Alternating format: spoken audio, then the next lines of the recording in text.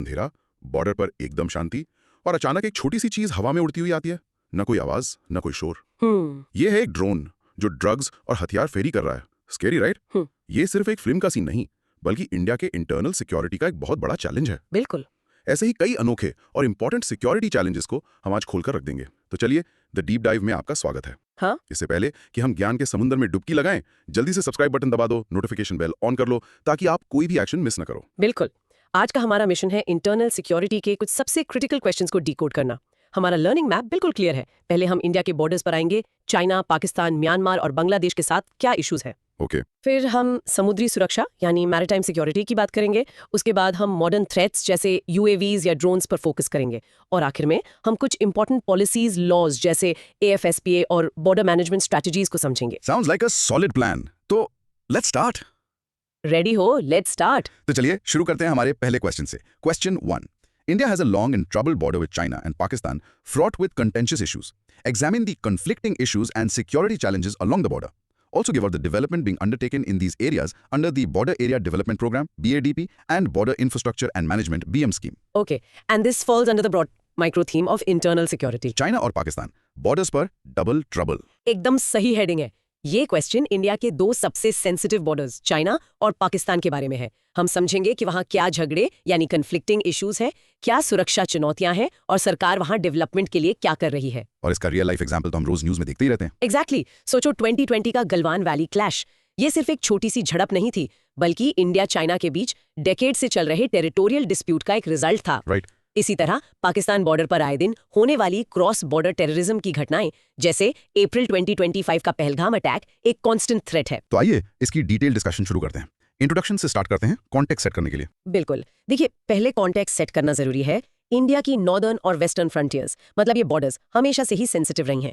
यहाँ unresolved territorial claims, military rivalry और cross border threats सब एक साथ मिलते हैं। ये एक हाई स्टेक्स एनवायरनमेंट है। ओके, तो अब इसके बॉडी पार्ट पर आते हैं, जहां हम मॉडल आंसर को ब्रेक डाउन करेंगे। पहले चाइना बॉडी की बात करते हैं, the line of actual control. वहां के कॉन्फ्लिक्टिंग इश्यूज क्या हैं? ग्रेट। तो चाइना के साथ पहला कॉन्फ्लिक्टिंग इशू है टेरिटोरियल डिस्प्यूट्स। इसमें आपको 3 नाम याद रखने हैं, अक्साई चीन, अरुणाचल प्रदेश और डोकलाम। इन तीनों जगहों पर क्लेम्स ओवरलैप करते हैं। दूसरा इशू है इंफ्रास्ट्रक्चर कंपटीशन। चाइना LAC के पास रोड्स, एयरफील्ड्स और फैसिलिटीज बहुत तेजी से बना रहा है। ऐसा करके वो अपने क्लेम्स को जमीन पर मजबूत कर रहा है। तो इससे इंडिया पर प्रेशर बिल्ड होता है। प्रिसाइसली। तीसरा पॉइंट है स्ट्रेटेजिक एनसर्कलमेंट। इसमें CPEC यानी चाइना पाकिस्तान इकोनॉमिक कॉरिडोर का जिक्र करना बहुत जरूरी है, क्योंकि ये POK से गुजरता है और इंडिया की सॉवरेनिटी को डायरेक्टली वायोलेट करता है। और चौथा है मिलिट्री स्टैंड ऑफ्स। गलवान 2020 इसका सबसे बड़ा एग्जाम्पल है और अप्रैल 2020 से जो टेंशन्स चल रही हैं वो भी इसका पार्ट है। ओके, तो ये हुए कॉन्फ्लिक्टिंग इश्यूज। अब इनकी वजह से सिक्योरिटी चैलेंजेस का क्या है? पहला चैलेंज है ट्रूप डिप्लॉयमेंट। दोनों तरफ लार्ज फोर्सेस डिप्लॉयड है, जिससे मिसकैलकुलेशन का रिस्क हमेशा बना रहता है। दूसरा है बॉर्डर इंफ्रास्ट्रक्चर एसिमेट्री, मतलब चाइना ने अपनी तरफ जितनी कनेक्टिविटी बना ली है, हमें उस लेवल तक पहुंचने के लिए अभी और तेजी से काम करना होगा। और इंटेलिजेंस का क्या सीन है? अच्छा पॉइंट। तीसरा चैलेंज वही है इंटेलिजेंस गैप्स। हमें better real time monitoring systems की जरूरत है, ताकि हम उनके मूवमेंट्स को एक बेटर तरीके से ट्रैक कर सकें। Got it. ये तो ही चाइना की बात। अब आते हैं पाकिस्तान बॉर्डर पर। इंटरनेशनल बॉर्डर और LOC, यहाँ की कॉन्फ्लिक्टिंग इश्यूज क्या हैं? पाकिस्तान के साथ सबसे पहला और बड़ा इशू है क्रॉस बॉर्डर टेररिज्म। आपको रीसेंट एग्जांपल यूज करना है, जैसे अप्रैल 2025 का पहलगाम अटैक, जिसमें 25 टूरिस्ट्स मारे गए। ये आंसर को करंट और रेलेवेंट बनाता है। दूसरा है infiltration and smuggling. Arms, drugs और फेक करेंसी की स्मगलिंग एक कांस्टेंट प्रॉब्लम है। और तीसरा है मिलिट्री एस्केलेशन का रिस्क, जैसे मई 2025 के मिसाइल स्ट्राइक्स हुए थे। तो इन इश्यूज से सिक्योरिटी चैलेंजेस क्या निकल कर आते हैं? सबसे पहले टेररिस्ट इंफ्रास्ट्रक्चर। ग्रुप्स जैसे जैश-ए-मोहम्मद और लश्कर-ए-तैयबा वहां से ऑपरेट करते हैं। दूसरा सीज फायर वायोलेशंस, जो LOC पर लगातार होते रहते हैं। और तीसरा नारकोटिक्स ट्रैफिकिंग और इलीगल माइग्रेशन, जिसका लिंक सीधा टेरर फाइनेंसिंग से है। तो ये तो हो गए चैलेंजेस। अब आते हैं सोल्यूशन पर। जी। सरकार के डेवलपमेंट इनिशिएटिव्स क्या हैं? यहाँ 2 स्कीम्स का नाम याद रखना है। पहला बॉर्डर एरिया डेवलपमेंट प्रोग्राम यानी BADP। ये 16 स्टेट्स और 2 UTs के 117 बॉर्डर डिस्ट्रिक्ट्स में चलता है। इसका focus basic infra, health, education पर है। Okay, development through security? नहीं, security through development. Oh right, security through development. Yes. और दूसरी स्कीम है बॉर्डर इंफ्रास्ट्रक्चर एंड मैनेजमेंट यानी BIM स्कीम। इसका बजट मेंशन करना इंपॉर्टेंट है, 13,020 करोड़ फॉर 2021-26। इसमें fencing, flood lights, border roads और सबसे इंपॉर्टेंट टेक्नोलॉजी जैसे CIBMS आते हैं। तो कंक्लूजन में हम क्या कह सकते हैं? कंक्लूजन सिंपल है, इन प्रोग्राम्स का डबल एम है। एक, बॉर्डर सिक्योरिटी को स्ट्रॉन्ग करना और 2 बॉर्डर एरियाज में रहने वाले लोगों की लाइफ बेटर बनाना, ताकि वो स्ट्रेटेजिकली इंपॉर्टेंट लोकेशंस पर ही रहें और वहां से माइग्रेट ना करें। Excellent breakdown. अब आते हैं क्रॉस क्वेश्चंस पर फॉर बेटर रिटेंशन। पहला, चाइना और पाकिस्तान के बॉर्डर इश्यूज में सबसे बड़ा डिफरेंस क्या है? Good question. The core difference is China के साथ इशू प्राइमरीली टेरिटोरियल और स्ट्रेटेजिक है, जबकि पाकिस्तान के साथ क्रॉस बॉर्डर टेररिज्म एक मेजर कंपोनेंट है। सेकंड, बीएडीपी और बिम स्कीम का मेन पर्पस क्या है? एक लाइन में। सिक्योरिटी थ्रू डेवलपमेंट, लोगों की जिंदगी बेहतर करके बॉर्डर्स को सिक्योर करना। थर्ड, सीपैक इंडिया के लिए स्ट्रेटेजिक कंसर्न क्यों है? क्योंकि ये पाकिस्तान ऑक्यूपाइड कश्मीर से गुजरता है, जो इंडिया की सॉवरेनिटी का वायलेशन है। फोर्थ, आंसर लिखते वक्त रीसेंट एग्जांपल्स जैसे गलवान या पहलगाम क्यों इंपॉर्टेंट है? ये आपके आंसर को करंट अफेयर से जोड़ते हैं और एग्जामिनर को दिखाते हैं कि आप अपडेटेड है। सिंपल। एंड फिफ्थ, टेक्नोलॉजी का रोल जैसे CIBMS क्यों क्रूशियल है? क्योंकि डिफिकल्ट टेरेन में 24/7 ह्यूमन सर्वेलेंस पॉसिबल नहीं है। टेक्नोलॉजी इन्हीं गैप्स को फिल करती है। परफेक्ट। चलो अब लिसनर्स के लिए प्रैक्टिस क्यों। यस चलो अब BADP और BIM के फुल फॉर्म्स और उनके मेन कंपोनेंट्स को बोलकर प्रैक्टिस करो। BADP border area development program, BIM border infrastructure and management. Great. और इस क्वेश्चन का mini recap. In short, India China और पाकिस्तान के साथ कॉम्प्लेक्स बॉर्डर इश्यूज फेस कर रहा है, जिसे टैकल करने के लिए सिक्योरिटी और डेवलपमेंट दोनों पर फोकस किया जा रहा है। चलिए जमीन से अब समुद्र की तरफ चलते हैं और देखते हैं वहां क्या चैलेंजेस हैं। Let's do it. Question 2. What are the maritime security challenges in India? Discuss the organizational, technical, and procedural initiatives taken to improve maritime security. Okay. The broad micro theme remains internal security. Heading? समुद्र के Sikandar, India's maritime security maze. I like that. तो इस question में हम India के समुद्री खतरों जैसे पायरेसी, स्मगलिंग और टेररिज्म के बारे में बात करेंगे, और ये भी देखेंगे कि इन चैलेंजेस से निपटने के लिए इंडिया ने क्या ऑर्गेनाइजेशनल, टेक्निकल और प्रोसीजरल कदम उठाए हैं। इसका रियल लाइफ एग्जांपल तो सबसे बड़ा 26/11 मुंबई अटैक ही है। Absolutely. वो एक वेकअप कॉल था जिसने इंडिया की कोस्टल सिक्योरिटी की कमियों को उजागर किया। टेररिस्ट समुद्र के रास्ते आए थे और हाल ही में इंडियन कोस्ट गार्ड ने 2025 में 115 पायरेट्स को पकड़ा। ये दिखाता है कि ये खतरा आज भी रियल है। तो चलिए इसका डिस्कशन स्टार्ट करते हैं। इंट्रोडक्शन क्या होना चाहिए? Start with India's strategic location. India has a vast 7,516 kilometer coastline and is situated along vital sea lanes, making maritime security extremely important for us. Context set. Okay, अब आते हैं body पर। सबसे पहले मैरीटाइम सिक्योरिटी चैलेंजेस हैं क्या-क्या? Number 1, piracy and armed robbery. इसमें data use करना है 115 pirates और 14 boats apprehended in 2025. This makes your answer solid. Right. Number 2, illegal activities, drug trafficking, illegal fishing, human trafficking. पिछले डिकेड में 1683 इंडिविजुअल्स अरेस्ट हुए। Number 3 I am guessing is terrorism. Correct, terrorist infiltration. यहाँ 2611 attacks का reference देना ही देना है। और आखिर में मैरिटाइम बॉर्डर डिस्प्यूट्स, जो पड़ोसी देशों के साथ अनरिजॉल्व्ड बाउंड्रीज के कारण है। ओके, ये हो गए चैलेंजेस। अब इनसे निपटने के इनिशिएटिव्स। पहले ऑर्गेनाइजेशनल इनिशिएटिव्स क्या हैं? इसमें सबसे इंपॉर्टेंट कॉन्सेप्ट है 3-tier सिक्योरिटी आर्किटेक्चर। ये याद रखना बहुत जरूरी है। इसके 3 लेयर्स हैं। 3 लेयर्स। हाँ, पहला इंडियन नेवी जो डीप सी सर्वेलेंस करती है, मतलब गहरे समंदर में। दूसरा इंडियन कोस्ट गार्ड जो इंटरमीडिएट वाटर्स यानी तट के पास सिक्योरिटी देखती है। और तीसरा है मरीन पुलिस जो कोस्टल वाटर्स एंड शोर सिक्योरिटी यानी बिल्कुल किनारे पर काम करती है। इसके अलावा बजट एनहांसमेंट का पॉइंट भी डालना है। 2024-25 के लिए 7,651.80 करोड़ रुपीस का बजट, जो 6.31% इंक्रीज है। Got it. अब आते हैं टेक्निकल एडवांसमेंट्स पर। टेक्नोलॉजी कैसे यूज हो रही है? 2 चीजें। पहला, एडवांस्ड सर्वेलेंस सिस्टम्स। इसमें satellite based monitoring, AI powered systems for 24/7 surveillance आते हैं। ओके। और दूसरा, फ्लीट मॉडर्नाइजेशन। इसमें आप नंबर्स देख सकते हैं। करंट स्ट्रेंथ है 151 शिप्स और 76 एयरक्राफ्ट, और फ्यूचर प्लान है 200 सर्फेस प्लेटफॉर्म्स और 100 aircraft by 2030। Impressive. Finally procedural measures क्या है? मतलब काम करने का तरीका कैसे और इंप्रूव किया है? इसमें 3 पॉइंट्स। पहला, स्टैंडर्ड ऑपरेटिंग प्रोसीजर्स या SOPs, ताकि एजेंसीज के बीच बेहतर कोऑर्डिनेशन हो। दूसरा, regular joint exercises and patrols. और तीसरा, इंटरनेशनल कोऑपरेशन, यानी दूसरे देशों के साथ नेवल एक्सरसाइजेज और इन्फॉर्मेशन शेयरिंग। परफेक्ट। इसका कंक्लूजन क्या होगा? कंक्लूजन में आपको सागर डॉक्ट्रिन का जिक्र करना है। सागर का फुल फॉर्म है security and growth for all in the reason.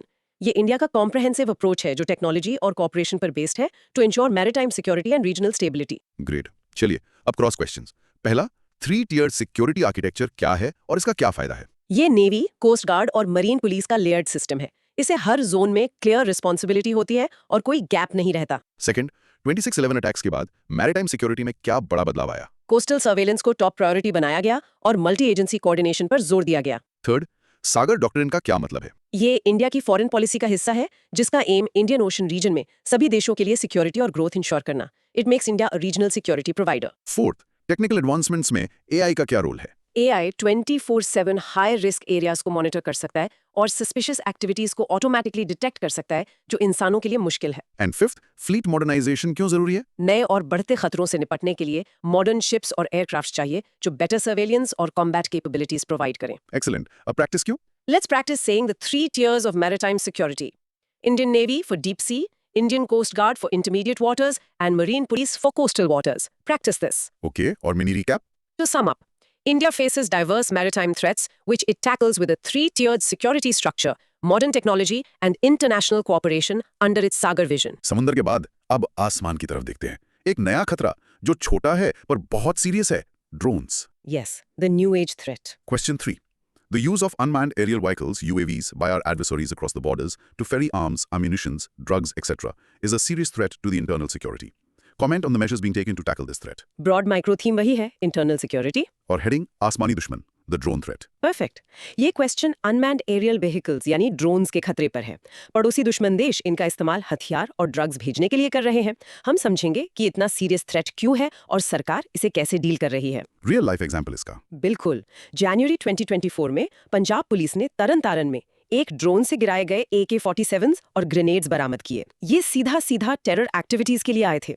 Imagine a small flying machine delivering deadly weapons. Chilling. तो डिस्कशन शुरू करते हैं. Introduction. Start by explaining how UAVs have become a formidable internal security challenge. They blend terrorism, narco-trafficking and asymmetric warfare. इनका फंडा है low cost, high impact. Okay. Body पे आते हैं. सबसे पहला point, why is it a serious threat? ये इतना बड़ा खतरा क्यों है? इसके कई रीजंस है। First, weapon delivery. Sleeper cells को हथियार पहुंचाने का ये सबसे आसान तरीका है। तरन तारण का एग्जाम्पल यहाँ कोट करना है। Second reason. Second, narcotics for terror financing. Drug smuggling से जो पैसा आता है वो टेरर ऑपरेशंस में यूज होता है। अमृतसर में 3 kg हेरोइन पकड़े जाने का एग्जाम्पल आप दे सकते हैं। I see.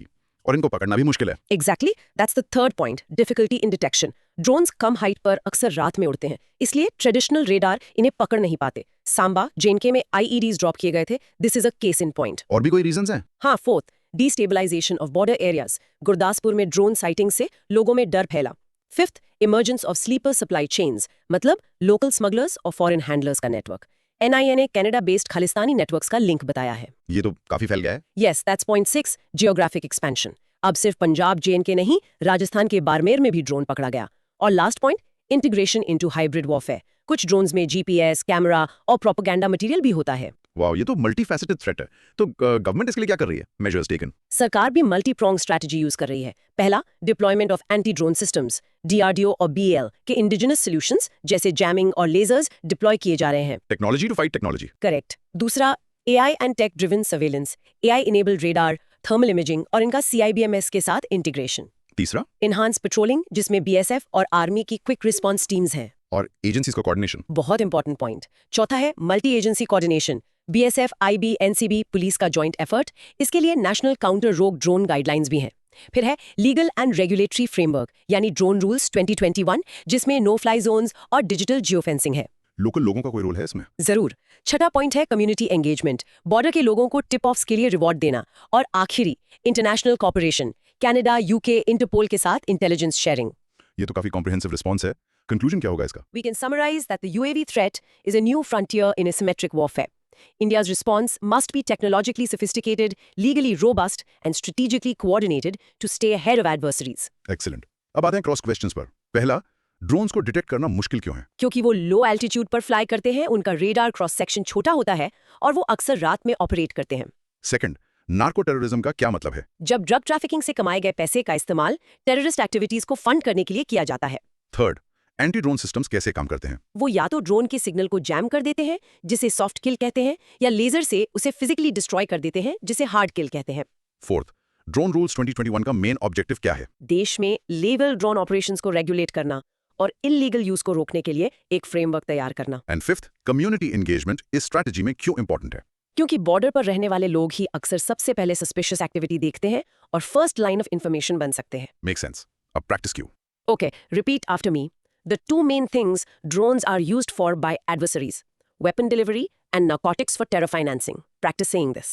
और इस क्वेश्चन का mini recap. In short, drones are a serious, hard to detect threat and India is countering it with a multi-pronged strategy of advanced technology, agency coordination, and legal frameworks. Drones और terrorist को support अक्सर local लोगों से मिलता है, तो चलिए देखते हैं कि बॉर्डर एरियाज में लोकल सपोर्ट को कैसे मैनेज किया जाता है। Yes, a very crucial aspect. Question 4. For effective border area management, discuss the steps required to be taken to deny local support to militants and also suggest ways to manage favorable perception among locals. Broad micro theme is internal security. Heading: Dil jeeto, border jeeto. Winning hearts and minds. क्या बात है, ये question border management की एक बहुत ही important strategy के बारे में है। विनिंग हार्ट्स एंड माइंड्स, मतलब हम मिलिटेंट्स को लोकल लोगों का सपोर्ट मिलने से कैसे रोक सकते हैं और उन लोगों के मन में सिक्योरिटी फोर्सेस के लिए एक पॉजिटिव इमेज कैसे बना सकते हैं। रियल लाइफ एग्जांपल इसका? इमेजिन एक आर्मी ऑफिसर जो बॉर्डर विलेज में बच्चों को पढ़ा रहा है या मेडिकल कैंप लगा रहा है। ये सिर्फ सोशल वर्क नहीं है, ये ट्रस्ट बिल्ड करने का तरीका है। जब लोग फोर्सेस पर ट्रस्ट करते हैं तो वो मिलिटेंट्स को सपोर्ट नहीं करते। और इसका सबसे बड़ा एग्जांपल है वाइब्रेंट विलेज प्रोग्राम या वीवीपी, जो एक रियल गवर्नमेंट स्कीम है। तो इसका डिस्कशन शुरू करते हैं इंट्रोडक्शन से। Introduction should explain that effective border management is not just about fences and guns. It heavily depends on the cooperation of the local population. The goal is to make them the eyes and ears of the security forces. Right, अब आते हैं body पर। पहला part, steps to deny local support to militants. उनका support कैसे रोकें? 3 steps हैं। पहला, intelligence network development, local informants और कम्युनिटी लीडर्स के थ्रू ह्यूमन इंटेलिजेंस नेटवर्क बनाना, उनसे इन्फॉर्मेशन लेना। दूसरा, सोशियो इकोनॉमिक डेवलपमेंट। यहां आपको वाइब्रेंट विलेज प्रोग्राम या वीवीपी का जिक्र करना है। इसका बजट है 4,800 करोड़ रुपए और ये 2,967 विलेजेस को कवर करता है। इसमें एम्प्लॉयमेंट अपॉर्चुनिटीज क्रिएट करना, इंफ्रास्ट्रक्चर बनाना ताकि लोग वहां से जाएं नहीं। और तीसरा स्टेप? तीसरा है सिक्योरिटी मेजर्स, लोकल पार्टिसिपेशन के साथ सिक्योरिटी ऑडिट्स करना और क्विक रिएक्शन टीम्स या QRTs में लोकल यूथ को शामिल करना। इससे उन्हें ओनरशिप फील होती है। Make sense. अब आते हैं दूसरे पार्ट पर, ways to manage favourable perception. अच्छी इमेज कैसे बनाएं? इसके भी 3 पिलर्स हैं। पहला, कम्युनिटी एंगेजमेंट। इसमें cultural exchange programs, local festival celebrate करना और फोर्सेस के लिए लैंग्वेज ट्रेनिंग प्रोग्राम्स, ताकि वो लोकल भाषा समझ सकें। Interesting, language training. हाँ, बहुत इफेक्टिव है। दूसरा पिलर है कैपेसिटी बिल्डिंग, लोकल यूथ को बॉर्डर मैनेजमेंट की ट्रेनिंग देना, ऑस्ट्रेलिया के मॉडल जैसा बॉर्डर वॉच प्रोग्राम्स डेवलप करना और पार्टिसिपेटरी डिसीजन मेकिंग में लोकल इंस्टीट्यूशंस को एम्पावर करना। और तीसरा पिलर? तीसरा है ग्रीवियंस रेडरेसल, लोकल लोगों की शिकायतें सुनने के लिए एक ट्रांसपेरेंट मैकेनिज्म बनाना और ह्यूमन राइट्स इश्यूज हैंडल करने के लिए डेडिकेटेड सेल्स बनाना। तो इसका कंक्लूजन क्या होगा? The key is to create a synergistic relationship between security forces and local communities. It's about balancing security imperatives with local aspirations and development needs. Perfect. अब cross questions. पहला, winning hearts and minds का strategy में क्या मतलब है? इसका मतलब है लोकल लोगों का ट्रस्ट और कॉन्फिडेंस जीतना ताकि वो सिक्योरिटी फोर्सेस के साथी बन जाएं, ना कि दुश्मन के। Second, vibrant village program VVP का मेन एम क्या है? बॉर्डर विलेजेस में कॉम्प्रिहेंसिव डेवलपमेंट करना ताकि वहां लाइफ क्वालिटी इंप्रूव हो और लोग वहां से माइग्रेट ना करें। थर्ड, लोकल यूथ को QRTs में शामिल करने का क्या फायदा है? इससे उनमें ओनरशिप की फीलिंग आती है, एम्प्लॉयमेंट मिलता है और उन्हें गलत रास्ते पर जाने से रोका जा सकता है। फोर्थ, सिक्योरिटी फोर्सेस के लिए लोकल लैंग्वेज सीखना क्यों जरूरी है? इससे कम्युनिकेशन गैप कम होता है, ट्रस्ट बिल्ड होता है और इंटेलिजेंस गैदरिंग आसान हो जाती है। And fifth, grievance redressal mechanism क्यों इंपॉर्टेंट है? क्योंकि जब लोगों की शिकायतों का समाधान होता है तो उनका सिस्टम में विश्वास बढ़ता है और वो अलगाव महसूस नहीं करते। करेक्ट। अब प्रैक्टिस क्यों? चलो, वीवीपी का फुल फॉर्म और उसका मेन ऑब्जेक्टिव रिपीट करो। Vibrant village program for comprehensive development of border villages. Practice this. और इसका mini recap. In short, effective border management requires denying support to militants through development and winning local trust through community engagement and grievance redressal. अभी तक हमने specific borders और strategies की बात की। चलिए अब एक ब्रॉडर व्यू लेते हैं और म्यांमार, बांग्लादेश और पाकिस्तान बॉर्डर्स की कॉमन थ्रेट्स को एनालाइज करते हैं। Let's zoom out. Question 5. Analyze internal security threats and trans-border crimes along Myanmar, Bangladesh and Pakistan borders, including line of control (LOC). Also discuss the role played by various security forces in this regard. Okay, broad micro theme is internal security. Heading: 3 border 1000 challenges. Apt. ये question India के 3 अलग-अलग borders, Myanmar, Bangladesh और पाकिस्तान पर होने वाले security threats और trans border crimes के बारे में है। हम ये भी देखेंगे कि इन बॉर्डर्स पर अलग-अलग सिक्योरिटी फोर्सेस क्या रोल प्ले करती हैं। इसका real life example? Data is the best example here. सोचो, BSF ने बांग्लादेश बॉर्डर पर एक ही साल में 461.07 करोड़ रुपए का कॉन्ट्राबैंड सीज किया। ये एक डेकेड का रिकॉर्ड है। ये दिखाता है कि हर बॉर्डर का अपना यूनिक चैलेंज है। म्यांमार बॉर्डर पर इंसर्जेंसी बढ़ गई है और पाकिस्तान बॉर्डर पर नार्को टेररिज्म। सही है, तो इसका डिस्कशन शुरू करते हैं। इंट्रोडक्शन सिंपल है। India's borders are not monolithic. Each border has a unique set of challenges based on its geography, a पड़ोसी देश के साथ relations और वहाँ के socio-economic conditions. Okay, अब बॉडी पर आते हैं। Security threats along different borders. पहले म्यांमार बॉर्डर। म्यांमार बॉर्डर के 3 की थ्रेट्स हैं। पहला, इंसर्जेंसी सर्ज। 2021 के म्यांमार कू के बाद क्रॉस बॉर्डर इंसर्जेंसी बढ़ गई है। दूसरा, फ्री मूवमेंट रेजीम एफएमआर का गलत इस्तेमाल हो रहा है। और तीसरा, ड्रग ट्रैफिकिंग, जिसका सीधा कनेक्शन गोल्डन ट्रायंगल से है। Okay, next, Bangladesh border. Bangladesh border पर भी 3 मेन इश्यूज। पहला, रिकॉर्ड सीजर्स। यहाँ 2024 का डेटा ₹461.07 करोड़ मेंशन करना है। दूसरा, illegal migration and human trafficking. और तीसरा, कैटल स्मगलिंग। और पाकिस्तान बॉर्डर एंड लो सी? वहां भी 3 पॉइंट्स। पहला, क्रॉस बॉर्डर टेररिज्म। हालांकि इन्फिल्ट्रेशन में कमी आई है 0 till June 2023, but the threat remains. दूसरा, नार्को टेररिज्म, ड्रग्स और टेररिज्म का नेक्सस। और तीसरा, ड्रोन चैलेंजेस, वेपन्स और नार्कोटिक्स स्मगलिंग के लिए। तो ये तो हुए थ्रेट्स। अब इन बॉर्डर्स पर सिक्योरिटी फोर्सेस का क्या रोल है? यहाँ 2 फोर्सेस पर फोकस करना है। पहली, बॉर्डर सिक्योरिटी फोर्स या बीएसएफ। इनका प्राइमरी रोल है पाकिस्तान और बांग्लादेश बॉर्डर पर गार्ड करना, रेगुलर पेट्रोल्स और एंटी स्मगलिंग ऑपरेशंस। और इनका कोई स्पेशल रोल? हाँ, स्पेशल ऑपरेशंस, ठीक। जैसे मणिपुर में एथनिक वायलेंस के टाइम उन्हें डिप्लॉय किया गया। हाँ। और टेक्नोलॉजी इंटीग्रेशन, जैसे स्मार्ट सर्वेलेंस सिस्टम्स यूज करना। और दूसरी फोर्स? Indian army. इनका मेन काम है काउंटर इन्फिल्ट्रेशन लॉसी पर। हाँ। ये एक रोबस्ट डिफेंस मेंटेन करते हैं। इसके अलावा इंटेलिजेंस कोऑर्डिनेशन, जैसे आईटीबीपी के साथ मीटिंग्स करना। हाँ। और मल्टी एजेंसी ऑपरेशंस कंडक्ट करना। ठीक है। इसका कंक्लूजन क्या होगा? कंक्लूजन ये है कि इफेक्टिव मैनेजमेंट के लिए मॉडर्नाइजेशन, एनहांस्ड इंटेलिजेंस शेयरिंग जैसे मल्टी एजेंसी सेंटर मैक और पड़ोसी देशों के साथ इंटरनेशनल कोऑपरेशन जरूरी है। कोई एक फोर्स अकेले सब हैंडल नहीं कर सकती। टीम वर्क इज की। राइट। अब क्रॉस क्वेश्चंस। पहला, हर बॉर्डर का यूनिक चैलेंज क्या है in one line? Myanmar insurgency, Bangladesh illegal migration and smuggling, Pakistan terrorism and drones. Second, BSF और इंडियन आर्मी के रोल्स में लॉसी पर क्या डिफरेंस है? BSF first line of defence है ऑन द इंटरनेशनल बॉर्डर, जबकि आर्मी एलओसी पर काउंटर इन्फिल्ट्रेशन और मिलिट्री ऑपरेशंस के लिए प्राइमरी फोर्स है। थर्ड, गोल्डन ट्रायंगल क्या है और ये इंडिया के लिए थ्रेट क्यों है? ये म्यांमार, लाओस और थाईलैंड का एरिया है जो दुनिया का सबसे बड़ा ओपियम प्रोड्यूसिंग रीजन है।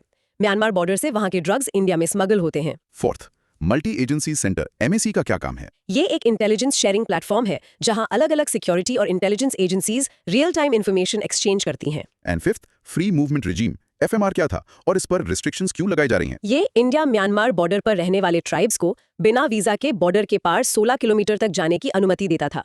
इसका मिसयूज इंसर्जेंट्स कर रहे थे, इसलिए अब इस पर फेंसिंग और रिस्ट्रिक्शंस लगाई जा रही हैं। Got it. अब एक practice Q. Okay, let's name the primary force on the Bangladesh border. It's the BSF, Border Security Force.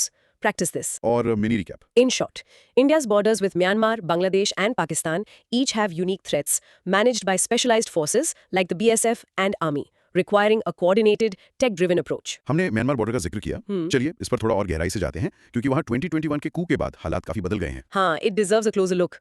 Question 6. Cross-border movement of insurgents is only one of the several security challenges facing the policing of the border in northeast India. Examine the various challenges currently emanating across the India-Myanmar border. Also, discuss the steps to counter the challenges. Broad micro theme remains internal security. Heading: Myanmar border, the perfect storm. बिल्कुल, ये question specifically India Myanmar border पर focus कर रहा है। सिर्फ insurgents का आना जाना ही नहीं, बल्कि और भी कई चैलेंजेस हैं, खास करके 2021 में म्यांमार में हुए मिलिट्री कू के बाद। हम उन चैलेंजेस और उनसे निपटने के लिए उठाए जा रहे कदमों को देखेंगे। इसका रियल लाइफ एग्जांपल। यस, 2023-25 के बीच सिक्योरिटी फोर्सेस ने म्यांमार बॉर्डर पर सोफिस्टिकेटेड वेपन्स जैसे पिस्टल्स, मोटर ट्यूब्स और ग्रेनेड्स सीज किए हैं।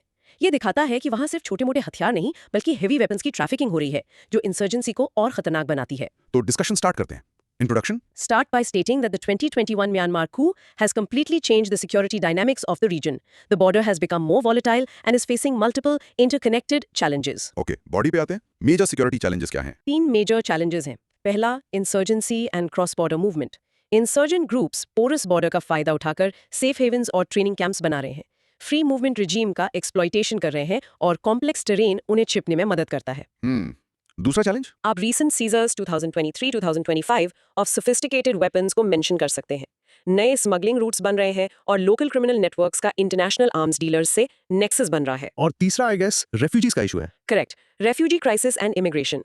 कू के बाद रेफ्यूजीज का इन्फ्लक्स हुआ है, जिससे डेमोग्राफिक प्रेशर बढ़ रहा है। जेन्युइन रेफ्यूजीज और इलीगल इमिग्रेंट्स के बीच फर्क करना मुश्किल है और इससे लोकल रिसोर्सेज पर स्ट्रेन पड़ रहा है। तो इन चैलेंजेस को काउंटर करने के लिए क्या स्टेप्स लिए जा रहे हैं? इसके भी 3 स्ट्रेटेजिक रिस्पॉन्सेज हैं।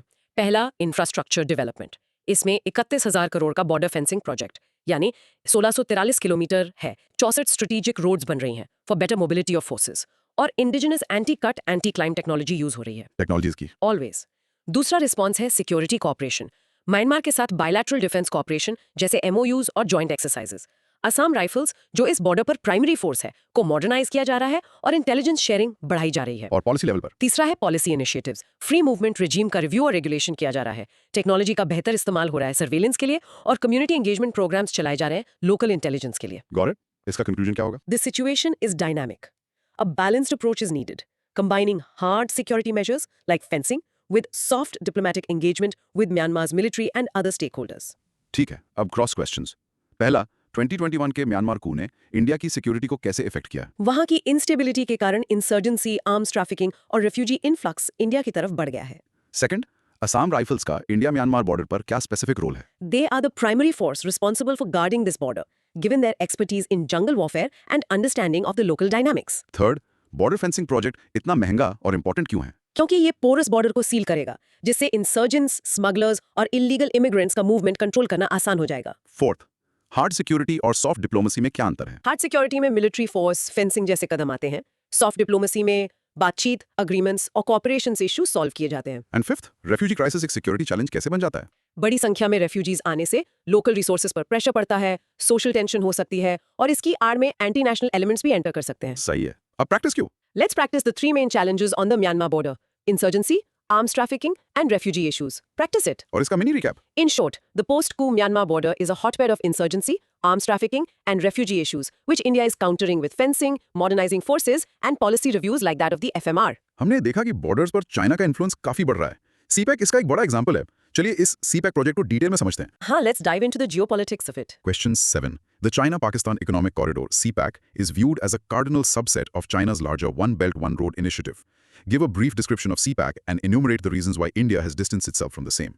Okay, the broad macro theme अभी भी internal security है, but with a strong geopolitical angle. Heading: CPEC, China का खेल, India का concern. Perfect heading. ये question China Pakistan economic corridor CPEC के बारे में है, जो चाइना के massive belt and road initiative BRI का एक हिस्सा है। हम समझेंगे कि सीपैक क्या है और इंडिया इस प्रोजेक्ट से दूर क्यों है। इसका रियल लाइफ एग्जांपल? सीपैक के तहत चाइना ने पाकिस्तान के ग्वादर पोर्ट को डेवलप किया है। ये पोर्ट वेस्टर्न चाइना को सीधे अरेबियन सी से जोड़ता है। इंडिया के लिए चिंता की बात यह है कि इस पोर्ट को मिलिट्री पर्पसेस के लिए भी यूज किया जा सकता है, जिससे इंडियन ओशन में चाइनीज नेवी की प्रेजेंस बढ़ जाएगी। That is a serious concern. तो चलिए इसके डिस्कशन पर आते हैं। इंट्रोडक्शन से शुरू करते हैं। इंट्रोडक्शन में सीपैक को इंट्रोड्यूस करना है। It was launched in 2015. It's a flagship project of China's BR. It's a huge collection of infrastructure and energy projects in Pakistan with investments totaling $68 billion. $68 billion. Wow. तो अब आते हैं body पर। CPEC के की features क्या हैं? ये है क्या आखिर? इसके 4 की फीचर्स हैं। पहला, इंफ्रास्ट्रक्चर डेवलपमेंट। इसमें हाईवेज, रेलवेज और ग्वादर पोर्ट जैसा ट्रांसपोर्टेशन नेटवर्क है। दूसरा, एनर्जी प्रोजेक्ट्स, पावर प्लांट्स जिसमें कोल, सोलर, हाइड्रो सब है। 74% ऑफ टोटल सीपैक इन्वेस्टमेंट इसी में है। और तीसरा, economic zones, special economic zones SEZs to boost industry. और चौथा, स्ट्रेटेजिक कनेक्टिविटी। इससे चाइना के शिंगजांग को ग्वादार से डायरेक्ट रूट मिलता है, जिससे उसकी मलाक्का स्ट्रेट पर डिपेंडेंसी कम होती है। ओके, ये तो सीपैक के फीचर्स हुए। अब सबसे important part, India's opposition to CPEC. India इसका विरोध क्यों कर रहा है? इसका सबसे बड़ा रीजन है territorial sovereignty. CPEC Pakistan occupied Kashmir POK और गिलगिट बाल्टिस्तान से गुजरता है, जिन पर इंडिया अपना क्लेम करता है। ये इंडिया की सॉवरेनिटी का सीधा सीधा वायोलेशन है। This is non negotiable for India. Right, this is the main point. और दूसरे रीजंस? दूसरा है स्ट्रेटेजिक कंसर्न्स। इसमें 3 सब पॉइंट्स है। एक, कश्मीर इशू का इंटरनेशनलाइजेशन हो रहा है। 2, चाइनीज मिलिट्री की प्रेजेंस रीजन में बढ़ रही है through dual use infrastructure. Dual use infrastructure मतलब जिसे सिविल और मिलिट्री दोनों यूज कर सके। और 3, पाकिस्तान की मिलिट्री कैपेबिलिटी स्ट्रांग हो रही है। मैरीटाइम सिक्योरिटी पर भी इसका असर है? हाँ, that's the third reason, maritime security. Indian ocean region IOR में चाइनीज प्रेजेंस बढ़ रही है और ग्वादर पोर्ट का पोटेंशियल मिलिट्री यूज एक बहुत बड़ा थ्रेट है। और आखिरी रीजन? Fourth is regional dynamics. CPEC का अफगानिस्तान में एक्सपेंशन हो रहा है और चाइना पाकिस्तान एक्सिस इंडिया के अगेंस्ट और स्ट्रांग हो रहा है। तो इसका कंक्लूजन क्या होगा? कंक्लूजन में बताना है कि India's response is not just opposition. हम अपने पार्टनरशिप स्ट्रांग कर रहे हैं जैसे क्वाड, ऑल्टरनेटिव रूट्स डेवलप कर रहे हैं जैसे ईरान में चाबहार पोर्ट, और अपने बॉर्डर रीजन्स में इंफ्रास्ट्रक्चर बिल्ड कर रहे हैं जैसे BADP। ग्रेट। चलिए अब क्रॉस क्वेश्चंस। पहला, इंडिया का सीपैक को अपोज करने का सबसे इंपॉर्टेंट रीजन क्या है? The violation of India's territorial sovereignty because it passes through POK। Second, dual use infrastructure का क्या मतलब है? ऐसा इंफ्रास्ट्रक्चर जैसे पोर्ट या एयरपोर्ट जिसे पीस टाइम में कमर्शियल एक्टिविटीज और वॉर टाइम में मिलिट्री एक्टिविटीज के लिए यूज किया जा सके। थर्ड, मलाक्का स्ट्रेट चाइना के लिए इतना इंपॉर्टेंट क्यों है और सीपैक यूज कैसे हेल्प करता है? चाइना का maximum oil trade Malacca straight से होता है, जो एक चोक पॉइंट है। सीपैक यूज एक ऑल्टरनेट, शॉर्टर और सेफर रूट देता है। फोर्थ, इंडिया सीपैक को काउंटर करने के लिए क्या कर रहा है? इंडिया ईरान में चाबहार पोर्ट डेवलप कर रहा है, क्वाड जैसे ग्रुप्स में एक्टिव है और अपने बॉर्डर इंफ्रास्ट्रक्चर को अच्छी तेजी से डेवलप कर रहा है। एंड फिफ्थ, सीपैक से पाकिस्तान को क्या फायदा है? इसे मैसिव इन्वेस्टमेंट मिल रहा है इंफ्रास्ट्रक्चर और एनर्जी सेक्टर्स में, जिससे उसकी इकोनॉमी को बूस्ट मिल सकता है। परफेक्ट। अब प्रैक्टिस क्यों? Let's repeat the number one reason for India's opposition to CPAC. Violation of territorial sovereignty. Practice this. और इसका mini recap? In short, CPAC is a massive China-led project in Pakistan, which India opposes primarily because it violates its sovereignty and also due to major strategic and security concerns. CPEC जैसे projects border management को और भी complex बना देते हैं। चलिए border management के overall challenges और स्ट्रेटजीज को समझें। Yes, let's look at the bigger picture now. Question 8. Border management is a complex task due to difficult terrain and hostile relations with some countries. Elucidate the challenges and strategies for effective border management.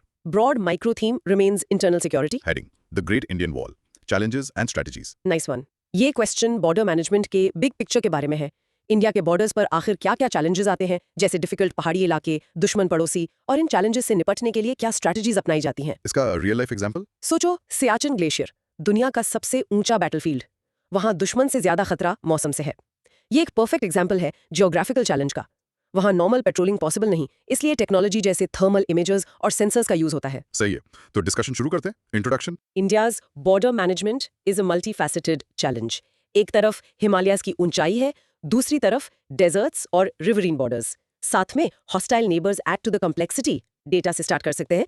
Infiltration attempts 99 2020 से कम होकर 77 2021 हुए, but the threat still exists. Okay, body पे आते हैं। Challenges in border management, इन्हें कैसे categorise करें? 3 categories में। पहला, ज्योग्राफिकल चैलेंजेस। इसमें डाइवर्स टेरेन है, माउंटेन्स, रिवर्स, डेजर्ट्स, और एक्सट्रीम वेदर है जो पेट्रोल्स और इंफ्रास्ट्रक्चर को अफेक्ट करता है। दूसरी कैटेगरी? Security challenges. इसमें cross border terrorism and infiltration. 2022 में 27 incidents, 24 infiltrators neutralised, drone based threats और ट्रांस बॉर्डर क्राइम्स जैसे ड्रग एंड ह्यूमन ट्रैफिकिंग। और तीसरी कैटेगरी? Administrative challenges. इसमें कोऑर्डिनेशन इश्यूज हैं क्योंकि मल्टीपल एजेंसीज इन्वॉल्व हैं, army, BSF, ITBP etcetera. Infrastructure gaps हैं रिमोट एरियाज में, और लोकल पॉपुलेशन मैनेजमेंट। ये तो हुए चैलेंजेस। अब इनकी स्ट्रेटजीज क्या हैं? इसके भी 3 पिलर्स हैं। पहला, टेक्नोलॉजिकल इंटीग्रेशन। यहाँ CIBMS comprehensive integrated border management system का जिक्र करना बहुत जरूरी है। इसके अलावा एडवांस्ड टेक जैसे tunnel detection systems, anti drone systems, thermal imaging. Okay, second pillar? International cooperation. इसमें बायलैटरल मैकेनिज्म्स जैसे India Nepal joint working group JWG, mutual legal assistance treaties MLAT with neighbours, और border district coordination committees BDCC for local cooperation. और तीसरा pillar of strategy? Infrastructure development. इसमें integrated check posts ICPs for regulated movement, border roads and strategic infra, और communication networks. तो इसका conclusion क्या होगा? The future of India's border management is a comprehensive approach. It's a mix of technology, infrastructure, and international cooperation. The success of CIBMS and the reduction in infiltration attempts show that this integrated strategy is working. Great. अब cross questions. पहला, geographical challenges security को कैसे effect करते हैं? Difficult terrain में patrolling मुश्किल होती है, सर्वेलेंस गैप्स रह जाते हैं, और इंफ्रास्ट्रक्चर बनाना कॉस्टली और टाइम कंज्यूमिंग होता है। सेकंड, CIBMS क्या है और ये ट्रेडिशनल फेंसिंग से कैसे अलग है? CIBMS एक स्मार्ट फेंसिंग सिस्टम है जो सेंसर्स, रेडार्स और कैमरास का नेटवर्क यूज करता है टू डिटेक्ट इंट्रूजन्स ऑटोमेटिकली। ये ट्रेडिशनल फेंसेस ज्यादा इफेक्टिव है। थर्ड, बॉर्डर मैनेजमेंट में इतनी सारी एजेंसीज क्यों इन्वॉल्व हैं? क्योंकि हर बॉर्डर की नेचर अलग है। आर्मी LOC पर, BSF पाकिस्तान बांग्लादेश बॉर्डर पर, ITBP चाइना बॉर्डर पर। इनके अलावा इंटेलिजेंस एजेंसीज भी होती हैं। फोर्थ, इंटरनेशनल कोऑपरेशन क्यों जरूरी है? क्योंकि क्रॉस बॉर्डर क्राइम और टेररिज्म को एक देश अकेले नहीं रोक सकता। इन्फॉर्मेशन शेयरिंग और जॉइंट ऑपरेशंस के लिए पड़ोसी देशों का साथ जरूरी है। And fifth, tunnel detection systems की जरूरत क्यों पड़ी? क्योंकि टेररिस्ट्स ने बॉर्डर के नीचे से टनल्स खोदकर इन्फिल्ट्रेट करने की कोशिश की है, खास करके जम्मू रीजन में। सही है। अब प्रैक्टिस क्यों? Let's practice the full form of CIBMS. Comprehensive Integrated Border Management System. It's the future of border security. Practice it. और इसका mini recap? In short, India's border management faces geographical, security, and administrative challenges, which are being tackled through a smart strategy of technology integration, CIBMS, international cooperation, and infrastructure development. Border areas में खास करके जहां insurgency है, security forces को कुछ special powers दी जाती हैं। इन्हीं में से एक कंट्रोवर्शियल लॉ है AFSPA। चलिए इसको क्रिटिकली इवैल्यूएट करते हैं। हाँ, ये एक बहुत सेंसिटिव टॉपिक है। Question 9. Human rights activists constantly highlight the fact that the Armed Forces Special Powers Act 1958, AFSPA, is a draconian act leading to cases of human rights abuses by security forces. What sections of AFSP are opposed by the activist? Critically evaluate the requirement with reference to the view held by Apex Court. Okay, a broad micro theme is internal security with a focus on law and rights. Heading: AFSPA, Security versus Human Rights की बहस। ये question armed forces special powers act या AFSPA के बारे में है। Human rights activist इसे एक ड्रकोनियन यानी बहुत ही कठोर कानून मानते हैं। हम समझेंगे कि इसके कौन से सेक्शंस पर विवाद है, इसकी जरूरत क्यों है और सुप्रीम कोर्ट का इस पर क्या कहना है। इसका रियल लाइफ एग्जाम्पल तो नॉर्थ ईस्ट और जे&के में इसका इंप्लीमेंटेशन ही है। बिल्कुल, नॉर्थ ईस्ट इंडिया और जम्मू एंड कश्मीर में एफएसपीए काफी सालों से लागू है। कई बार सिक्योरिटी फोर्सेस पर एक्स्ट्रा जुडिशियल किलिंग्स के आरोप लगे हैं, जिसके बाद इस कानून को हटाने की मांग उठती रहती है। ये एक क्लासिक केस है सिक्योरिटी और राइट्स के बीच के कॉन्फ्लिक्ट का। चलिए इसका डिस्कशन शुरू करते हैं। Introduction. FSPA has always been a tightrope walk between security imperatives and human rights concerns. It gives armed forces special powers in disturbed areas. बस इतना ही कॉन्टेक्स्ट काफी है। ओके, बॉडी पे आते हैं। सबसे पहले कंटेंशियस सेक्शंस ऑफ एफस्पा। किन धाराओं पर विवाद है? 4 सेक्शंस पर फोकस करना है। पहला है सेक्शन 4A। यह शूट टू किल की पावर देता है सिर्फ शक के आधार पर। ये आर्टिकल 21 राइट टू लाइफ का वायोलेशन माना जाता है। दूसरा है सेक्शन 6। ये आर्म्ड फोर्सेस पर्सनल को प्रोसिक्यूशन से इम्यूनिटी देता है जब तक सेंट्रल गवर्नमेंट से मंजूरी ना मिले। इसे इम्प्यूनिटी का कल्चर बढ़ाने वाला कहा जाता है। और तीसरा है सेक्शन 3 जो किसी भी एरिया को डिस्टर्ब डिक्लेयर करने की पावर देता है बिना क्लियर पैरामीटर्स के।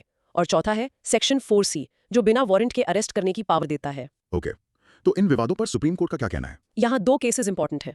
पहला, Naga people's movement of human rights versus union of India 1997। इस लैंडमार्क केस में कोर्ट ने AFSP की कॉन्स्टिट्यूशनल वैलिडिटी को अपहोल्ड किया, यानी इसे संवैधानिक माना। कानून को सही ठहराया। हाँ, लेकिन मिसयूज रोकने के लिए स्ट्रिक्ट गाइडलाइंस बनाई, जैसे डिस्टर्ब्ड एरिया स्टेटस का क्वार्टरली रिव्यू जरूरी किया। और दूसरा केस? वो है 2016 की सुप्रीम कोर्ट रूलिंग। इसमें कोर्ट ने साफ कहा कि आफ्सपा के तहत भी एक्सेसिव फोर्स यूज करना अनलॉफुल है और ह्यूमन राइट्स वायलेशंस के एलिगेशंस की जांच मैंडेटरी है। Got it. अब आते हैं क्रिटिकल इवैल्यूएशन पर। इसकी जरूरत है या नहीं? दोनों साइड्स देखने हैं। पहले, नीड फॉर आफ्सपा। ये काउंटर इंसर्जेंसी ऑपरेशंस के लिए जरूरी है। ये आर्म्ड फोर्सेस को इंटरनल सिक्योरिटी ड्यूटीज के लिए एक लीगल फ्रेमवर्क देता है और बॉर्डर रीजन्स में टेरिटोरियल इंटेग्रिटी मेंटेन करने में हेल्प करता है। और इसके अगेंस्ट कंसर्न्स क्या है? कंसर्न्स भी सीरियस है। ह्यूमन राइट्स वायलेशंस और एक्स्ट्रा जुडिशियल किलिंग्स, इम्प्यूनिटी यानी सजा न मिलने का डर और लैक ऑफ अकाउंटेबिलिटी, और इससे सिविल मिलिट्री रिलेशंस खराब होते हैं। तो इसका कंक्लूजन क्या है? What's the way forward? The way forward is a balanced approach. हाल ही में मार्च 2023 में होम मिनिस्ट्री ने नागालैंड, असम और मणिपुर में एफ्सपा का एरिया कम किया है, जो एक पॉजिटिव स्टेप है। जस्टिस जीवन रेड्डी कमेटी की रिकमेंडेशंस, जैसे इसको रिपील करके UAPA में इसके प्रोविजंस डालना, को इम्प्लीमेंट करना एक सोल्यूशन हो सकता है। ठीक है, अब क्रॉस क्वेश्चंस। पहला, एफ्सपा का सबसे कंट्रोवर्शियल सेक्शन कौन सा है और क्यों? Section 4A shoot to kill और सेक्शन 6 इम्यूनिटी फ्रॉम प्रोसिक्यूशन, क्योंकि ये राइट टू लाइफ और अकाउंटेबिलिटी के प्रिंसिपल्स के खिलाफ जाते हैं। सेकंड, क्या सुप्रीम कोर्ट ने एफ्सपा को अनकॉन्स्टिट्यूशनल डिक्लेयर किया है? नहीं, सुप्रीम कोर्ट ने इसकी वैलिडिटी को अपहोल्ड किया है, लेकिन इसके मिसयूज को रोकने के लिए स्ट्रिक्ट गाइडलाइंस लगाई हैं। थर्ड, डिस्टर्ब्ड एरिया का क्या मतलब है? ये एक ऐसा एरिया है जिसे गवर्नमेंट डिक्लेयर करती है कि वहां इतनी अशांति है कि सिविल पावर यूज कंट्रोल नहीं कर सकती, इसलिए आर्म्ड फोर्सेस की जरूरत है। फोर्थ, जस्टिस जीवन रेड्डी कमेटी ने क्या रिकमेंड किया था? कमेटी ने AFSPA को रिपील यानी खत्म करने और इसके प्रोविजंस को एक दूसरे लॉ जैसे अनलॉफुल एक्टिविटीज प्रिवेंशन एक्ट में शामिल करने की सिफारिश की थी। एंड फिफ्थ, AFSPA का एरिया कम करने का क्या सिग्निफिकेंस है? ये दिखाता है कि गवर्नमेंट सिक्योरिटी सिचुएशन में इंप्रूवमेंट को रिकॉग्नाइज कर रही है और ह्यूमन राइट्स कंसर्न्स को एड्रेस करने की कोशिश कर रही है। Excellent. अब एक practice Q. Let's practice the 2 main arguments in the AFSPA debate: need for national security versus concern for human rights. Practice this. और इसका mini recap. In short, AFSPA is a controversial law providing special powers to the armed forces, which is seen as necessary for security by some and a tool of human rights abuse by others. The Supreme Court has upheld it with strict guidelines. FSPA जैसे कानून अक्सर उन जगहों पर लगते हैं जहां external factors instability पैदा करते हैं। CPAC एक ऐसा ही प्रोजेक्ट है। चलिए इसके सिक्योरिटी थ्रेट्स को और क्रिटिकली एग्जामिन करते हैं। Yes, let's go back to CPAC, but this time with a pure security lens. Question 10. China and Pakistan have entered into an agreement for development of an economic corridor. What threat does this pose for India's security? Critically examine. Broad micro theme is internal security. Heading: CPAC Reloaded. The security angle. Perfect. ये question फिर से CPAC पर है, लेकिन इसका focus purely India की security पर होने वाले थ्रेट्स पर है। हमें इसको क्रिटिकली एग्जामिन करना है, यानी इसके प्रोज एंड कॉन्स दोनों देखने हैं। रियल लाइफ एग्जांपल इसका? CPAC रूट्स पर अब चाइनीज प्राइवेट सिक्योरिटी फर्म्स के लोग डिप्लॉय किए जा रहे हैं, जिनमें मिलिट्री पर्सनल भी शामिल हैं। ये चाइना का पाकिस्तान में मिलिट्री फुटप्रिंट बढ़ाने का एक तरीका है। साथ ही न्यू ग्वादर इंटरनेशनल एयरपोर्ट का बन जाना मिलिट्री डिप्लॉयमेंट को बहुत फास्ट कर सकता है। सही है, तो इसका डिस्कशन स्टार्ट करते हैं। Introduction. Reintroduce CPEC as a flagship project of BRI, states that while it's framed as an economic project, it has significant and undeniable security implications for India. Okay, body पे आते हैं। Security challenges for India, क्या क्या है? 3 main challenges हैं। पहला, territorial sovereignty. इस point को री-एम्फसाइज करना है कि ये पीओके और गिलगिट बाल्टिस्तान से गुजरता है, जो इंडिया का इंटेग्रल टेरिटरी है। Right. Second challenge. Military and strategic threats. इसमें 3 सब points. 1, Gwadar port as a naval base, जो आईओआर में चाइना की मैरिटाइम प्रेजेंस बढ़ाएगा। 2, ग्रोइंग मिलिट्री फुटप्रिंट, जिसमें चाइनीज सिक्योरिटी फर्म्स की डिप्लॉयमेंट का एग्जाम्पल देना है। और 3, एनहांस्ड पाकिस्तानी मोबिलिटी। सीपैक के हाईवेज पाकिस्तान की आर्मी को तेजी से मूव करने में हेल्प करेंगे। और तीसरा challenge? Economic and diplomatic implications. इससे चाइना पाकिस्तान नेक्सस और स्ट्रांग होता है। $6.7 बिलियन का इन्वेस्टमेंट उनके रिश्ते को और मजबूत करता है, और ये इंडिया के रीजनल इन्फ्लुएंस को लिमिट करता है। ओके, ये तो हुए थ्रेट्स। अब क्रिटिकल एनालिसिस यानी वेइंग बोथ साइड्स। क्या इसके कोई पॉजिटिव एस्पेक्ट्स हो सकते हैं? From a neutral perspective 2 hypothetical points हैं। 1, रीजनल कनेक्टिविटी बढ़ सकती है, जिससे ट्रेड को फायदा हो सकता है।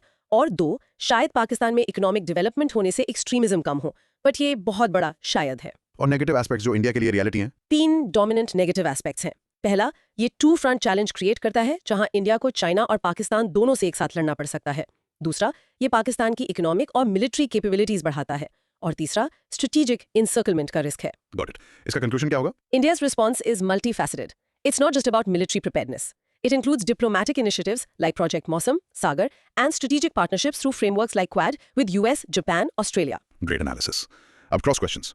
पहला, सीपीईसी से इंडिया के लिए 2 फ्रंट चैलेंज कैसे बढ़ता है? सीपैक चाइना और पाकिस्तान के बीच मिलिट्री और लॉजिस्टिकल कोऑर्डिनेशन को बहुत आसान बना देता है, जिससे वो इंडिया के खिलाफ जॉइंटली और इफेक्टिवली ऑपरेट कर सकते हैं। सेकंड, गवादर पोर्ट और चाबहार पोर्ट में क्या कनेक्शन है? चाबहार पोर्ट ईरान में है, जिसे इंडिया डेवलप कर रहा है।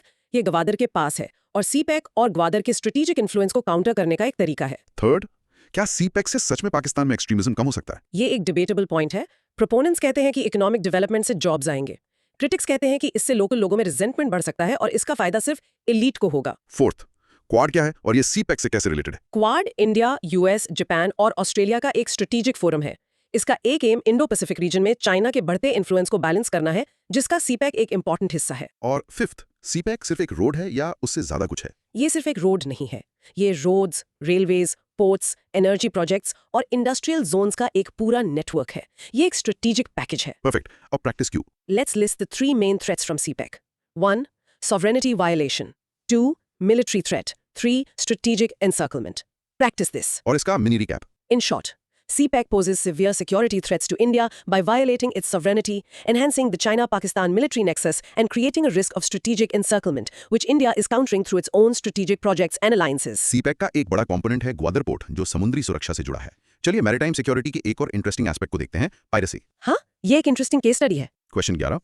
In 2012, the longitudinal marking for high-risk areas for piracy was moved from 65 degrees east to 78 degrees east in the Arabian Sea by the International Maritime Organization. What impact does this have on India's maritime security concerns? Broad micro theme is internal security. Heading? Piracy की सरहद। The shifting high-risk area. बिल्कुल। 2012 में international maritime organisation यानी IMO ने समुद्री लुटेरों यानी piracy के हाई रिस्क एरिया HRA की बाउंड्री लाइन को इंडिया के वेस्टर्न कोस्ट के और पास सरका दिया। इस क्वेश्चन में हम समझेंगे कि इस छोटे से बदलाव का इंडिया की मैरिटाइम सिक्योरिटी पर क्या बड़ा इंपैक्ट पड़ा। इसका रियल लाइफ एग्जांपल। इस बदलाव के बाद इंडियन नेवी को अरेबियन सी में अपनी प्रेजेंस बहुत ज्यादा बढ़ानी पड़ी। हाल ही में पायरेसी इंसिडेंट्स में 250% का इंक्रीज हुआ है। 2023 में 2 से 2024 में 7। इसके जवाब में इंडियन नेवी ने ऑपरेशन सिंदूर जैसे ऑपरेशंस किए, जहां उन्होंने अपनी फुल स्ट्रेंथ डिस्प्ले की। इंटरेस्टिंग। तो इसका डिस्कशन शुरू करते हैं। Introduction. Start by explaining what the HRA is. It's an area where ships are advised to take extra precautions against piracy. The shift by IMO from 65 degrees east to 78 degrees east longitude effectively brought this danger zone right up to India's doorstep. Okay, body पे आते हैं। इसके strategic implications क्या थे? 3 strategic implications थे। पहला, enhanced surveillance. ये बदलाव HRA को इंडिया के वेस्टर्न कोस्ट के बहुत पास ले आया। इसका मतलब था कि अब इंडिया को और बड़े एरिया की निगरानी करनी पड़ेगी। दूसरा, इंक्रीज सिक्योरिटी चैलेंजेस। यहाँ रीसेंट सर्ज इन पायरेसी का डेटा 250% इंक्रीज देना है। और तीसरा, शिफ्ट इन अप्रोच। इंडिया का रोल सिक्योरिंग सीज से इंश्योरिंग सिक्योरिटी में बदल गया।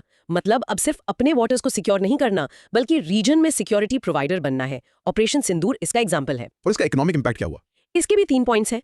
पहला, इंक्रीज्ड कॉस्ट्स। इसमें 2 चीजें आती हैं। इंश्योरेंस प्रीमियम्स महंगे हो गए और ऑपरेशनल कॉस्ट्स बढ़ गए, क्योंकि शिप्स को एक्स्ट्रा सिक्योरिटी गार्ड रखने पड़े। सही है। दूसरा, ट्रेड डिसरप्शंस। एक स्टडी कहती है कि 10% पायरेसी अटैक बढ़ने से ट्रेड 2.8% कम हो जाता है। और तीसरा, रूट डाइवर्जन्स। शिप्स को लंबा रास्ता लेना पड़ता था, जिससे फ्यूल और टाइम दोनों का नुकसान होता था। तो इंडिया का स्ट्रेटेजिक रिस्पॉन्स क्या था? इसके भी 3 पॉइंट्स। पहला, नेवल डिप्लॉयमेंट।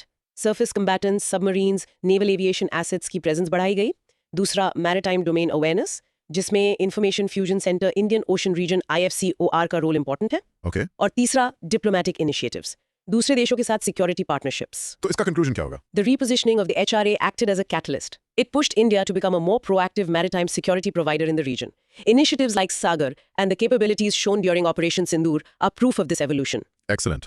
अब क्रॉस क्वेश्चंस। Yes. पहला, एक लॉन्गिट्यूड लाइन शिफ्ट करने से इतना बड़ा इंपैक्ट क्यों पड़ा? क्योंकि इससे एक बहुत बड़ा समुद्री एरिया हाई रिस्क डिक्लेयर हो गया, जो इंडिया के मेजर ट्रेड रूट्स और एक्सक्लूसिव इकोनॉमिक जोन के पास था। सेकंड, इंश्योरेंस प्रीमियम बढ़ने से इंडिया की इकोनॉमी पर क्या असर पड़ता है? जब शिपिंग महंगी होती है तो इंपोर्ट एक्सपोर्ट की कॉस्ट बढ़ जाती है, जिसका असर आम आदमी तक महंगाई के रूप में पहुंच सकता है। थर्ड, IFC-IOR का क्या काम है? ये Gurugram based centre Indian ocean region में चलने वाले जहाजों पर नजर रखता है और पायरेसी, स्मगलिंग जैसी इलीगल एक्टिविटीज पर रियल टाइम इंफॉर्मेशन अलग अलग देशों के साथ शेयर करता है। फोर्थ, ऑपरेशन सिंदूर क्या था? ये नॉर्दर्न अरेबियन सी में इंडियन नेवी का एक मेजर ऑपरेशन था, जिसमें कैरियर बैटल ग्रुप्स और लाइव फायर एक्सरसाइजेस के जरिए दुश्मन देशों को एक स्ट्रॉन्ग मैसेज दिया गया। एंड फिफ्थ, इंडिया का रोल सिक्योरिटी प्रोवाइडर बनने का क्या मतलब है? इसका मतलब है कि इंडिया अब न सिर्फ अपने इंटरेस्ट्स प्रोटेक्ट कर रहा है, बल्कि इंडियन ओशन रीजन में दूसरे छोटे देशों की सिक्योरिटी एंश्योर करने में भी एक्टिव रोल ले रहा है। ठीक है, अब प्रैक्टिस क्यों? Let's say it together.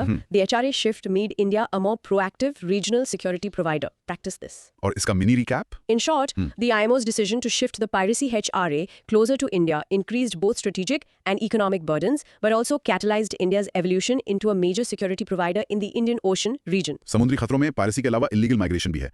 वैसे इस जमीन के रास्ते से होने वाली इलीगल माइग्रेशन भी एक बड़ा सिक्योरिटी थ्रेट है। चलिए इसको देखते हैं। Yes, a very persistent problem. Question 12.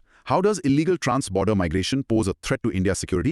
Discuss the strategies to curb this, bringing out the factors which give impetus to such migration. Broad micro theme is internal security. Heading, the invisible threat, illegal migration. बिल्कुल, ये question illegal trans border migration यानी गैर कानूनी तरीके से border पार करके आने वाले लोगों से होने वाले सिक्योरिटी थ्रेट्स के बारे में है। हम इसके पीछे के कारण और इसे रोकने की स्ट्रैटेजीज को डिस्कस करेंगे। इसका real life example? States bordering Bangladesh and Myanmar जैसे वेस्ट बंगाल और असम में इलीगल माइग्रेशन एक बहुत बड़ा इशू है।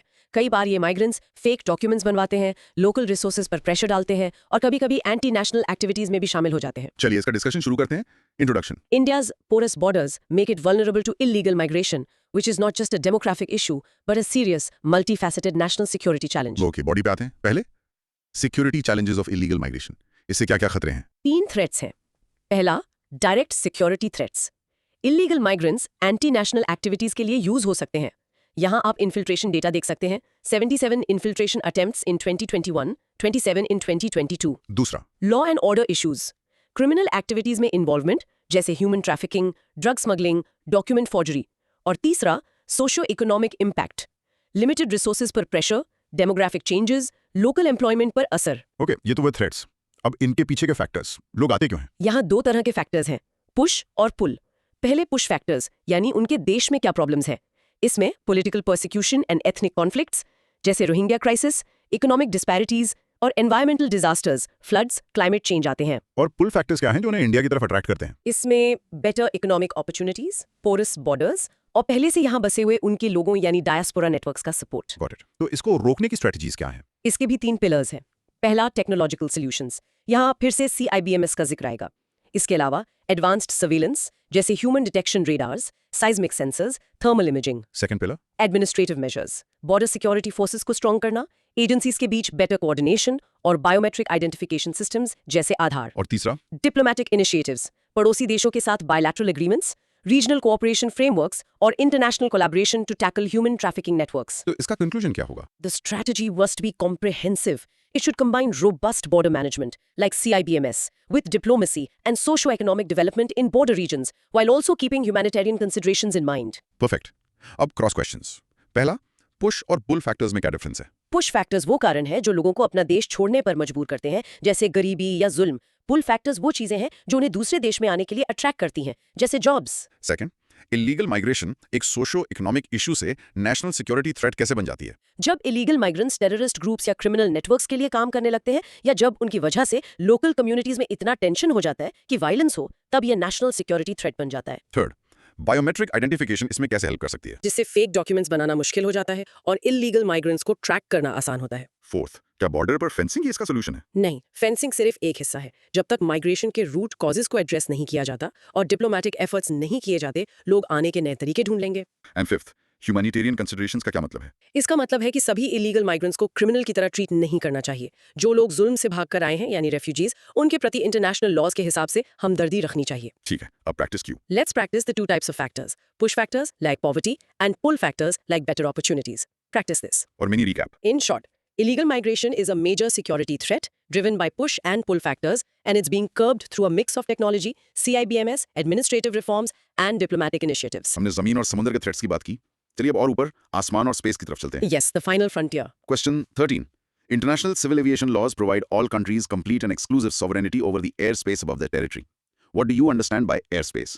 What are the implications of these laws on the space above this airspace? Discuss the challenges which this poses and suggest ways to contain the threat. Okay, अब हमारा broad micro theme change हो रहा है, तो economy with a security overlap. Heading: Airspace versus outer space. कहाँ तक है हुकूमत? Perfect. ये क्वेश्चन एयर स्पेस और उसके ऊपर आउटर स्पेस के बारे में है। हम समझेंगे कि एयर स्पेस पर किसका कंट्रोल होता है और इसके ऊपर के स्पेस के लिए क्या नियम है। साथ ही स्पेस डेब्री जैसे चैलेंजेस पर भी बात करेंगे। इसका रियल लाइफ एग्जांपल। जब एक फॉरेन एयरलाइन का प्लेन इंडिया के ऊपर से उड़ता है तो उसे इंडिया से परमिशन लेनी पड़ती है। ऐसा इसलिए है क्योंकि इंडिया का अपने एयर स्पेस पर पूरा कंट्रोल है। लेकिन जब ISRO एक सैटेलाइट लॉन्च करता है तो वो आउटर स्पेस में जाता है जो सबका है। पर अब स्पेस में इतना कचरा हो गया है कि हमारे सैटेलाइट्स को ही उसे खतरा है। सही है, तो डिस्कशन शुरू करते हैं। Introduction. The 1944 Chicago Convention is the key document here. It established the fundamental principle of a country's complete sovereignty over its airspace. But as we move into the space age, the line between airspace and outer space is blurry, creating new challenges. Okay, body जाते हैं। पहला, understanding air space and it's legal framework. 3 points. पहला, territorial aerospace क्या है? ये एक देश की जमीन और टेरिटोरियल वाटर्स के ठीक ऊपर का एरिया है। दूसरा, लीगल फ्रेमवर्क। शिकागो कन्वेंशन का आर्टिकल 1 हर देश को अपने एयर स्पेस पर एक्सक्लूसिव सॉवरेनिटी देता है। और तीसरा पॉइंट, वर्टिकल लिमिट्स। सबसे बड़ी प्रॉब्लम यह है कि एयर स्पेस कहाँ खत्म होता है और आउटर स्पेस कहाँ शुरू होता है, इसकी कोई इंटरनेशनली अग्रीड अपॉन लिमिट नहीं है। कार्मन लाइन 100 किलोमीटर पर है बट नॉट यूनिवर्सली एक्सेप्टेड। तो इसका आउटर स्पेस पे क्या इंप्लीकेशन है? इसके भी 3 इम्प्लीकेशंस हैं। पहला, स्पेस एक्टिविटीज। देश अपने एयर स्पेस से स्पेस व्हीकल्स लॉन्च कर सकते हैं। दूसरा, कमर्शियल स्पेस ग्रोथ। यहाँ इसरो का एग्जाम्पल देना है। 2023 में 5 इंडियन और 46 फॉरेन सैटेलाइट्स लॉन्च किए। और तीसरा, डेब्री मैनेजमेंट। इंडिया के खुद 82 रॉकेट बॉडीज ऑर्बिट में घूम रहे हैं। ये स्पेस डेब्री का चैलेंज बढ़ा रहा है। तो चैलेंजेस और थ्रेट्स क्या हैं? 3 चैलेंजेस। पहला, स्पेस डेब्री प्रोलिफरेशन। 2001 के PSLV C3 का कचरा अभी तक ऑर्बिट में है। ये लॉन्ग टर्म इम्पैक्ट दिखाता है। दूसरा, रेगुलेटरी गैप्स। क्लियर बाउंड्री ना होने से जुरिस्डिक्शनल कंफ्यूजन होता है। और तीसरा, सिक्योरिटी कंसर्न्स। बढ़ती सैटेलाइट से नेशनल सिक्योरिटी और एयर ट्रैफिक को रिस्क है। तो इसका सोल्यूशन क्या है? Way forward? 3 सॉल्यूशंस। पहला, international collaboration. India IADC inter agency space debris coordination committee का मेंबर है और नासा ESA के साथ डेटा शेयर करता है। दूसरा, पब्लिक प्राइवेट पार्टनरशिप्स। इंडिया की 2023 स्पेस पॉलिसी प्राइवेट सेक्टर को स्पेस सिचुएशनल अवेयरनेस में एनकरेज करती है। और कोई टेक्नोलॉजिकल सोल्यूशन? हाँ। तीसरा, technological solutions. India Japan partnership का एग्जाम्पल दे सकते हैं जिसमें लेजर इक्विप्ड सैटेलाइट से डेब्री हटाने पर काम हो रहा है। तो इसका कंक्लूजन क्या होगा? India is taking a proactive approach. It's balancing the promotion of a booming commercial space sector with the responsibility of ensuring safe and sustainable space operations through international cooperation and domestic policy reforms. Great, अब cross questions. पहला, air space और outer space में legal difference क्या है? Air space पर उसके नीचे वाले देश का पूरा कंट्रोल, सॉवरेनिटी होता है। आउटर स्पेस किसी एक देश का नहीं बल्कि पूरी मानवता का है और उसे पीसफुल पर्पसेस के लिए यूज किया जाना चाहिए। सेकंड, स्पेस डेब्री एक इतना बड़ा खतरा क्यों है? एक छोटा सा डेब्री का टुकड़ा भी बुलेट से तेज स्पीड से घूमता है और किसी फंक्शनल सैटेलाइट या स्पेस स्टेशन से टकराकर उसे डिस्ट्रॉय कर सकता है। थर्ड, इंडिया की 2023 स्पेस पॉलिसी क्यों इंपॉर्टेंट है? क्योंकि ये पहली बार इंडिया के स्पेस सेक्टर को प्राइवेट कंपनीज के लिए खोलती है जिससे इनोवेशन और इन्वेस्टमेंट बढ़ेगा, खास करके डिब्रीज मैनेजमेंट जैसे एरियाज में। हाँ। फोर्थ, वर्टिकल लिमिट डिफाइन करना इतना मुश्किल क्यों है? क्योंकि इसके पीछे लीगल और स्ट्रेटेजिक इंप्लीकेशंस हैं। अगर लिमिट नीचे रखी तो सैटेलाइट्स पर देश क्लेम कर सकते हैं, अगर ऊपर तो देश अपने ऊपर से गुजरने वाले मिलिट्री सैटेलाइट्स को कंट्रोल नहीं कर पाएंगे। And fifth, space situational awareness SSA क्या होता है? इसका मतलब है ऑर्बिट में घूम रही हर चीज को ट्रैक करना और उसके पाथ को प्रिडिक्ट करना ताकि टक्कर से बचा जा सके। परफेक्ट। अब प्रैक्टिस क्यों? Let's repeat the main challenge in outer space right now. Space debris proliferation. Practice it. और इसका mini recap in short. While countries have full sovereignty over their airspace, the lack of a clear boundary with outer space and the growing problem of space debris pose significant challenges, which India is tackling through international collaboration and its new space policy. हमने देखा कि internal security के threats कितने diverse हैं, border से लेकर space तक। चलिए अब फाइनल क्वेश्चन में इन सभी डॉट्स को कनेक्ट करते हैं। Yes, let's bring it all together. Question 14. How far are India's internal security challenges linked with border management, particularly given the long porous borders with most countries of South Asia and Myanmar. Okay, we are back to the broad micro theme of internal security. Heading: The final connection, borders and internal security. देखो, ये हमारा final question है जो पूरे discussion को एक साथ लाता है। ये पूछ रहा है कि इंडिया के इंटरनल सिक्योरिटी चैलेंजेस उसके बॉर्डर मैनेजमेंट से कितनी ज्यादा जुड़ी हुई हैं, खास करके इसलिए क्योंकि हमारी बॉर्डर्स बहुत लंबी और पोरस है। इसका सबसे क्लियर रियल लाइफ एग्जांपल तो पंजाब में ड्रग्स की प्रॉब्लम है। एग्जैक्टली पंजाब में ड्रग्स की प्रॉब्लम एक इंटरनल सिक्योरिटी इशू है, लेकिन ये ड्रग्स आते कहाँ से हैं? मोस्टली पाकिस्तान बॉर्डर से ड्रोन्स या स्मगलिंग के जरिए। तो जब तक बीएसएफ बॉर्डर पर इस स्मगलिंग को नहीं रोकेगी, तब तक पंजाब के अंदर ड्रग्स की प्रॉब्लम सॉल्व नहीं हो सकती। This is the perfect example of this link. तो इसका डिस्कशन शुरू करते हैं। Introduction. The link is not just strong, it's inseparable. India's internal security is a direct reflection of the effectiveness of its border management. Porous borders act as a gateway for threats that destabilize the country from within. Okay, body पे आते हैं। Linkages between border management and internal security. इन्हें कैसे explain करें? 3 examples से। पहला, cross border terrorism. Infiltration attempts, data 99 in 2020 to 77 in 2021. Directly fuel terrorism in J&K. जब infiltrators border cross करते हैं, तभी वो अंदर आके अटैक कर पाते हैं। दूसरा लिंक, ड्रग ट्रैफिकिंग नेटवर्क्स। यहाँ बीएसएफ का डेटा मेंशन करना है। 841 kilograms of drugs and 119 drone seized in 2023। ये ड्रग्स देश के यूथ को खराब करते हैं और इससे मिला पैसा टेरर को फंड करता है। ये नार्को टेररिज्म का लिंक है। और तीसरा, टेक्नोलॉजिकल थ्रेट्स। ड्रोन्स 125 इंटरसेप्टेड इन पंजाब इन 2024। अब सिर्फ स्मगलिंग नहीं, बल्कि सर्वेलेंस और स्मॉल अटैक्स के लिए भी यूज हो सकते हैं। तो ये पोरस बॉर्डर्स की वजह से चैलेंजेस क्या हैं? 3 चैलेंजेस। पहला, जियोग्राफिक वल्नरेबिलिटीज। म्यांमार और बांग्लादेश के साथ लंबा डाइवर्स टेरेन इलीगल एक्टिविटीज को आसान बनाता है। दूसरा, रिसोर्स कंस्ट्रेंट्स। लिमिटेड टेक्नोलॉजी और मैन पावर से पूरे बॉर्डर को मॉनिटर करना मुश्किल है। और तीसरा, organised crime networks. Assam Rifles का seizure data INR 911 crores drugs, 18 weapons दिखाता है कि ये सोफिस्टिकेटेड नेटवर्क्स हैं। तो इसका सोल्यूशन क्या है? Way forward 4 solutions. पहला, इंटीग्रेटेड बॉर्डर मैनेजमेंट, जिसमें CIBMS और बोल्ड QIT जैसे प्रोजेक्ट्स को इंप्लीमेंट करना है। दूसरा, multi agency coordination, BSF, Assam rifles, state police के बीच सीमलेस कोऑपरेशन। तीसरा, कम्युनिटी एंगेजमेंट, बॉर्डर कम्युनिटीज को फर्स्ट लाइन ऑफ डिफेंस बनाना। और चौथा, इंटरनेशनल कोऑपरेशन। Got it. इसका कंक्लूजन क्या होगा? The relationship between border management and internal security is deeply intertwined. A holistic approach is non-negotiable. The success of India's internal security framework is fundamentally dependent on how well it manages its borders. Initiatives like CIBMS are steps in the right direction. Perfect. अब cross questions. पहला, porous border का क्या मतलब है?